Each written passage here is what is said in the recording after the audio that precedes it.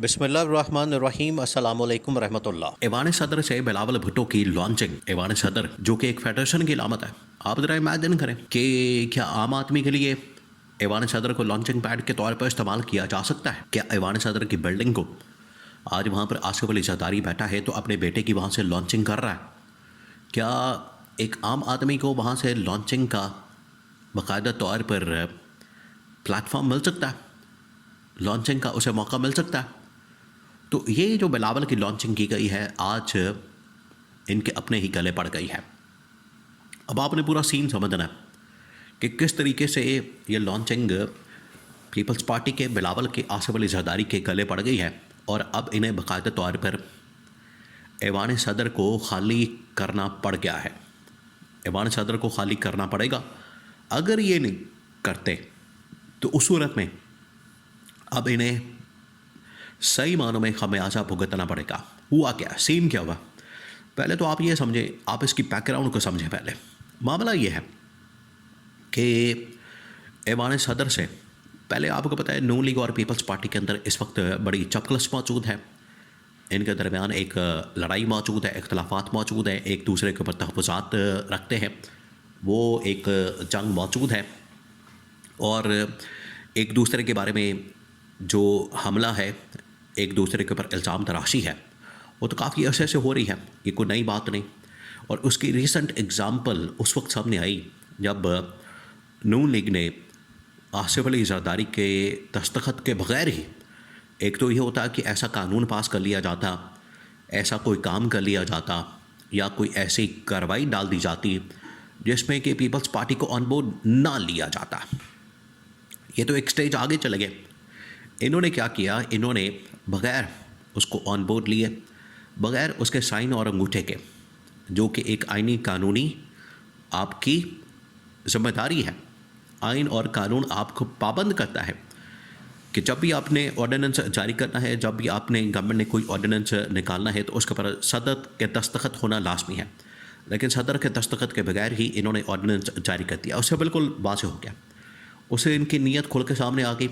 उसे ये पता चल गया, अंदाज़ा हो गया कि जो भी इनकी जानिब से नून लीग की जानिब से हमला किया गया है पीपल्स पार्टी के ऊपर, इनके इख्तलाफात मौजूद हैं।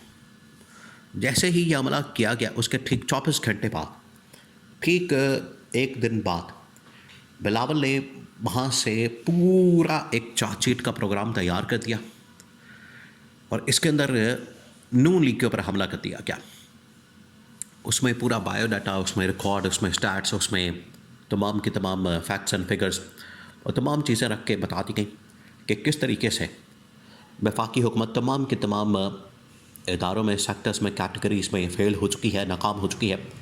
ना सिर्फ इकनॉमिक महाज के ऊपर, मुआशी महाज के ऊपर, बल्कि सियासी महाज के ऊपर, बल्कि तमाम के तमाम जो इस वक्त वफाकी इदारे हैं, इसमें FPR भी शामिल है, जिसमें FIA शामिल है, जिसके अंदर बेतहाशा और इदारे शामिल हैं।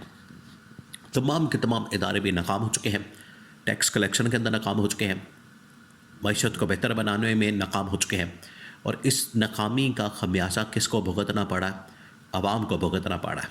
और आवाम बेचारी इस वक्त शदीद तरीन बहरान के अंदर घिर चुकी है और ये जो बहरान है दिन ब दिन बढ़ता चला जा रहा है, जिसकी वजह से पीपल्स पार्टी ने तो वाज़ेह तौर पर इंडिकेट कर दिया और नून लीग के ऊपर बिल्कुल वाज़ेह कर दिया कि अगर आपकी जानिब से ये बहरान ख़त्म ना किया गया, आवाम को रिलीफ ना दिया गया और अगर आवाम के लिए इक़दामात ना किए गए तो पीपल्स पार्टी ने तो अपने आप को डिस्टेंस कर लिया। पीपल्स पार्टी ने तो लोगों के सामने हकीकत रख दी है। पीपल्स पार्टी ने तो लोगों के सामने सारे हक़ाइक़ रख दी है। अगर आपकी जानिब से ये ठीक ना किया गया तो अगला जो फ़ैसला होगा हमारी जानिब से वो आपसे अलहदगी का हो सकता है। यानी हम इत्तेहाद से अलग हो जाएंगे, इत्तेहाद ख़त्म कर देंगे और हम हुकूमत से अलग हो जाएंगे और हुकूमत से अलग होने की शक्ल में ये पूरी की पूरी गवर्नमेंट जो है वो धड़ाम करके गिर जाएगी। ये पीपल्स पार्टी की जानिब से असल में पैगाम दिया गया। जैसे ये पैगाम दिया गया तो उसके बाद नून लीग ने भी अपनी चाल चली और नून लीग की जानिब से भी अब अपना कार्ड खेला गया है और नून लीग ने अब बाकायदा तौर पर पीपल्स पार्टी के साथ धोखा करने की, पीपल्स पार्टी के साथ दो नंबरी करने की मुकम्मल तौर पर ठान ली है। अब नून लीग ने क्या काम किया? नून लीग ने अब इस्टेब्लिशमेंट के साथ मिलकर जो 18वीं तरमीम है उसके ऊपर कैटेगोरिकली इस्टेब्लिशमेंट के साथ मिलकर कैटेगोरिकली पीपल्स पार्टी को पैगाम भेजा है कि हम 28वीं तरमीम करने जा रहे हैं। और 28वीं तरमीम, आपको पता है 28वीं तरमीम में तो इस वक्त जान फंसी हुई है। 28वीं तरमीम तो ज़िंदगी मौत का मसला बना हुआ है पीपल्स पार्टी के लिए, क्योंकि अगर 28वीं तरमीम हो जाती है तो पीपल्स पार्टी की सियासी मौत हो जाती है। उनको पता है इस बात का, इस वजह से वो 28वीं तरमीम नहीं करने दे रही, क्योंकि 28वीं तरमीम में 18वीं तरमीम का ख़ात्मा, 18वीं तरमीम के ख़ात्मे के बाद जो सिंध गवर्नमेंट है वो बिल्कुल यतीम लाचार किस्म की, मस्कीन किस्म की और बग़ैर बजट के, बग़ैर फ़ंड की हो जाएगी। उनके पास कोई पैसा नहीं होगा, कोई वफाक की जानिब से पैसा नहीं दिया जाएगा। तो पीपल्स पार्टी को पता है कि 18वीं तरमीम को हमने ख़त्म नहीं होने देना। अब नून लीग ने इस्टेब्लिशमेंट को ऑफ़र दी है कि 28वीं तरमीम के ऊपर आए हमारे साथ बैठे बात करें। और ये जो सिंपल मेजॉरिटी हमारे साथ मौजूद है, कुछ और सियासी जमातों को साथ मिला के हम बाकायदा तौर पर PTI से कुछ शामिल करके, फॉरवर्ड ब्लॉक बना के, हम बाकायदा तौर पर 2/3 मेजॉरिटी करके ये जो 28वीं तरमीम उसको पास करवाते हैं और पीपल्स पार्टी को मुकम्मल तौर पर फारग करते हैं। क्योंकि पीपल्स पार्टी ने ये जो चार्जशीट की है, पीपल्स पार्टी ने ये जो हमला किया है, पीपल्स पार्टी ने ये जो नून लीग की गवर्नमेंट को जिस तरीके से पब्लिक में बेनकाब किया है, उसका बदला लेने के लिए नून लीग ने कहा कि ठीक है, इसका बदला इस तरह से लिया जाएगा कि 28वीं तरमीम करके इसके अंदर ना सिर्फ ये 18वीं तरमीम का ख़ात्मा, इसके अंदर NFC अवार्ड का फ़ैसला, बल्कि इसी के अंदर ही जो field marshal army chief general Asim Munir की ख्वाहिश है सदर बनना, वो भी इसके अंदर शामिल कर लिया जाएगा।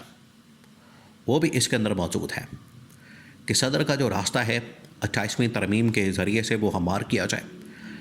सदर बनने के लिए फील्ड मार्शल को, जनरल आसिम को 28वीं तरमीम के अंदर कुछ शिक्कें डालनी है और वो शिक्कें डलवा के शामिल करके जो सदर बनने का रास्ता है फील्ड मार्शल के लिए, आर्मी चीफ के लिए, वो रास्ता हमार कर दिया जाए। और इस तरीके से 28वीं तरमीम करके ऐवान सदर से आसिफ अली जरदारी को बड़ी आसानी के साथ निकाला जा सकता है, जिस तरह से मक्खन से अब बाल निकाल लेते हैं।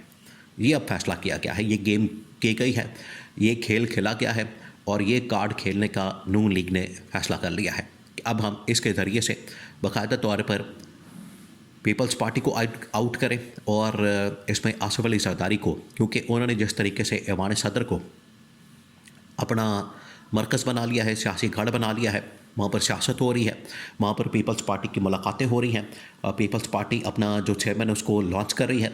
ना सिर्फ लॉन्चिंग की जा रही है, लॉन्च करने के साथ साथ इन्होंने जो चार्जशीट किया है नून लीग की हुकूमत को, नून लीग की गवर्नमेंट को, शहबाज शरीफ को, उसके ऊपर नून लीग को बड़ा गुस्सा है और दोनों के दरमियान जो इख्तलाफात हैं खुल के सामने आ गए हैं, जिसकी वजह से नून लीग ने इस्टेब्लिशमेंट के साथ मिलकर 28वीं तरमीम ला के ऐवान सदर से आसिफ अली जरदारी को निकालने का फैसला कर लिया है।